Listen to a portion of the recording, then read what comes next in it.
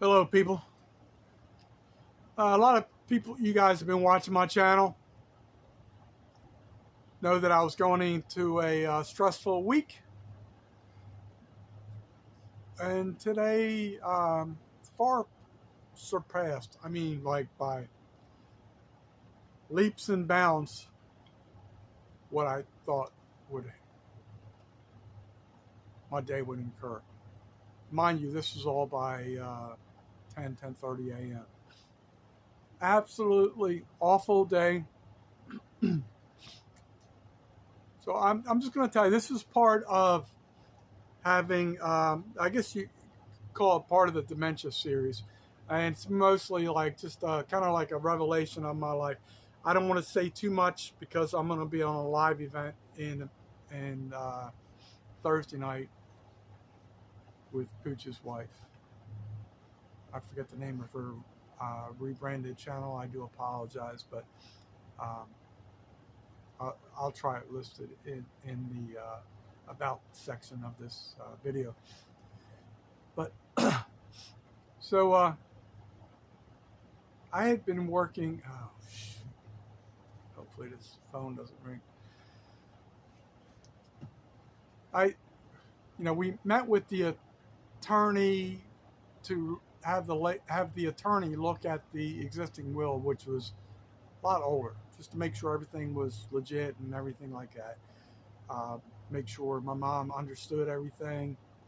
Uh, I may have already stated all this, but the lady was real cool. At first, I thought it was gonna, I wasn't too sure what was gonna happen, and she talked to my mom, kept talking to mom, make sure she was of sound mind. And some days she is, some days she's not as sound. Like it's kind of weird. It's she's not real bad yet, but every once in a while she shows signs of, I guess you could say, senility. But so when we had met with the attorney on Thursday at 10 a.m., let me back up just a minute, if you don't mind. Um, we show up at the attorney. We were early. I'd say we were probably there at like 9:45. I'm sorry if I'm looking away. I see someone walking by. I'm trying to make sure everything's kosher here. Um, so as my mom's trying to get out of the car, which she's kind of very frail and takes her a while, and she has a cane, and her cell phone rings, and I see it, and it's a incoming phone call from my brother, who she's talking to him, and she makes mention that she's about to go into the attorney's office. So it's not hard to figure out, put the pieces together. But then we go in and talk to the attorney. I wasn't really allowed to speak, like minimally, like basically nil. So, but which is good. So the attorney was asking my mom a bunch of questions, showing her how her current will was established. There's a bunch of stuff. I don't want to give away too much because there's going to be more on the live. But today was a very, very uncalled for day, very disturbing day. It already proved what I know, what I feel. So one of the things the attorney asked for on Thursday was a death certificate from my mom's husband. So we had a couple laying around. We're in the process of trying to uh, get new ones. So my mom, apparently on this is I think Sunday, Saturday evening or Sunday. I don't know when it was because I was working. I didn't find out till Sunday. But my mom contracts a well-known malady. Let me pick that word, malady, that a lot of people have been dealing with for the last 2 years. Fourth time, either like it didn't never went away the third time, or this was a number 4 recurrence. But so man, I'm so like distressed. I'm kind of losing my, and plus I'm listening to vehicles and stuff go by. All of a sudden, she calls up very angry. Oh, by the way, so on Friday, out of the blue, uh, my sibling, half sibling, however you want to categorize that, shows up. He shows up maybe twice a year, maybe 3 times a year. All of a sudden, because he heard the word attorney, shows up, and now he's camped out, acting as my mom's like security guard, what have you. But so I thought he left yesterday. Usually, my mom knows that like I really don't want to be around them, and it's just bad situation when that happens. But I will tip my hand on a couple. So I fulfilled my obligation. She kept asking me, did I cancel the appointment with the attorney? And I said, well, because she contracted that malady, she said she had called. And I said, okay, well, I already told you I was going to be there Monday morning at 9 a.m. and let them know. And I also I had already advised her days before that, I already had a copy of the death certificate to give to the attorney. And anyway, so I do all that. And then the attorney had promised us she would make like 5, like what do you call it, Xerox copies, whatever. So the receptionist did that and everything was good. So I'm pulling out and I see somebody looking at me like awful weird with a big like DHL package like envelope thing or something like that. And I didn't realize it at the time, but that was my sibling, So this is this gets great. So I leave, and then I'm going home. I can't remember. I may have made a stop. I don't remember if I made a stop on the way home, but basically I leave. Then as I'm pulling up to the the gate to the community, my mom has one of those stickers that opens up and everything. So I go through and I realize this vehicle behind me is real close and going through as well. So I'm thinking like sometimes people do that if they don't have the access sticker or whatever. So I'm thinking whatever. So then I'm driving and I realize this vehicle's like real close to me, following me, and I drive like an old man. I'm not ashamed to admit it, but so I drive around and then my vehicle is parked in my mom's driveway because there was a little snafu with my automobile insurance, and I was trying to rectify that. So then I see this vehicle stop across from my mom's house. I parked behind my van in my mom's little tiny short driveway. Then I see this person come out with this. I recognize the same package, and then I realize, oh my God, it's this idiot. So this person who's supposed to be somewhat related, which I find that hard to believe, comes up and says a bunch of stuff to me. I'm not trying to reveal too much, but it's kind of important because I'm really extremely ticked off, and that's a polite word.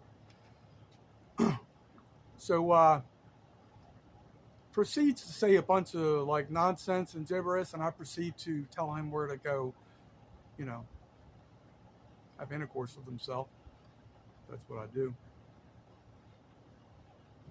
And the guy was just complete idiot. So then I really don't want to be around him. So I thought he had already left. So I'm thinking I'm just going to leave for a little while and just come back later. He tells me, he's holding up the paperwork. He goes, I'm the power of attorney. If you leave with this car, I'm going to report it as stolen and you're going to be arrested for grand theft or something like that. You know what? So I told him where to go. I get out of the car and I go in and talk to my mom. So we're talking and, things don't go real good. And we took care of some other business. And then, I told him, I said, I want to go in there and talk to her without you. And he says, oh, yeah, okay. Well, he goes in first. And then as I walk through the door, he's pumping her brain with our conversation, which was two men having a conversation. And everything he said was true. I used profanity. I told him where you can go, and all that was true, 100% true.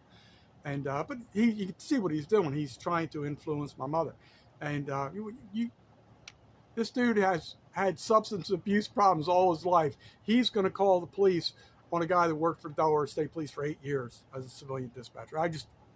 You talk about insulting someone's integrity and pride. So I mentioned something to, I just mentioned, I said, man, then this is great. He's telling me he's got the power of attorney. He goes, I need your help. I want your help. And I said, man, I want to say some of the words I want to say. And I said, you're an absolute idiot. I'm going to try and paraphrase this. So what the hell do you think I've been doing? Why do you think I quit working full time? Who the hell do you think's taking care of her? And he's like, and he says all that's, and then I think it was for that, or I think it was right after that when he threatened to call the police on me stealing the vehicle that I had consent from the vehicle owner. So that's what we're dealing with here. So then we go in and I do all my discussion with my mom, take care of a couple finances. We talk about and then my mom wants to. I didn't ask for it. She wants to make a financial contribution to me. Well, she can't do that because this other security guard has absconded with all her finances and is trying to convert everything into his name, basically. So, so I'm like, I told him, don't worry about it. As long as we take care of we took care of the insurance.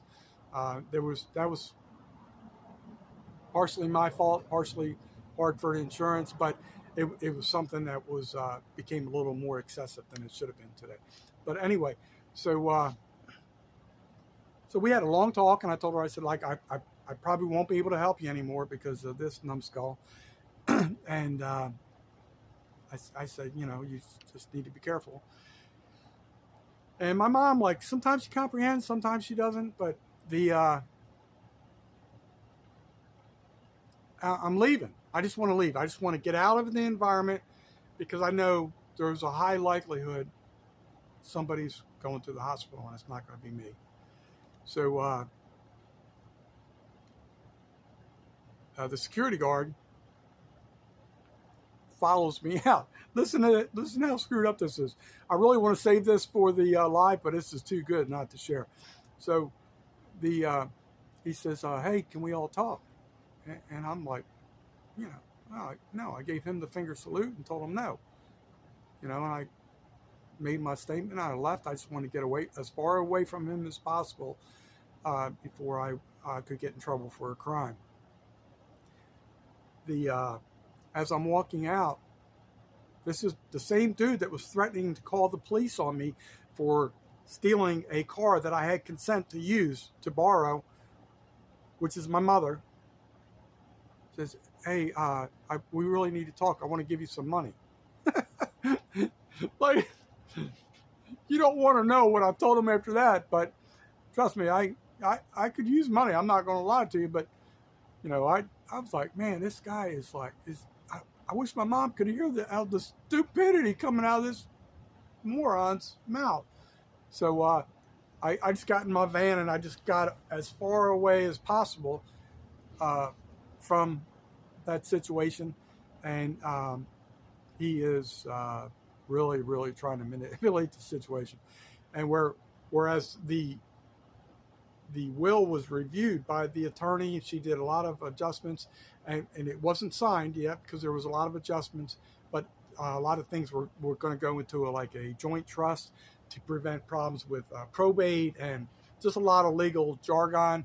And once I realized what the lady was doing, I was like, yeah, you know what? She's right. That made sense. But just, man, my brain is fried, about to explode. And part of what you're gonna hear on Thursday night, if I make it that long, is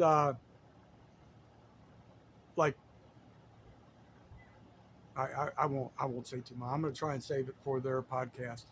I apologize for burdening some of you guys, but I think it's kind of important for people to know, prepare for the worst case scenario. I'm living the worst case scenario, just trying to be a good dude, helping somebody out, and somebody's trying to do a power play. So I don't know how long the podcast is going to be on Thursday night.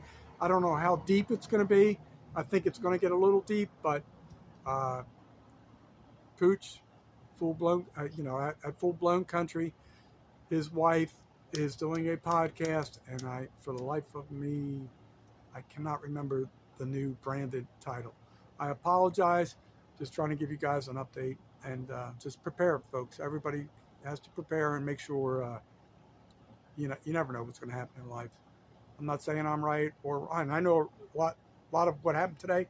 I know I was right, but I'm not asking anybody to pick sides or I'm just telling you what's going on in my life. Thank you.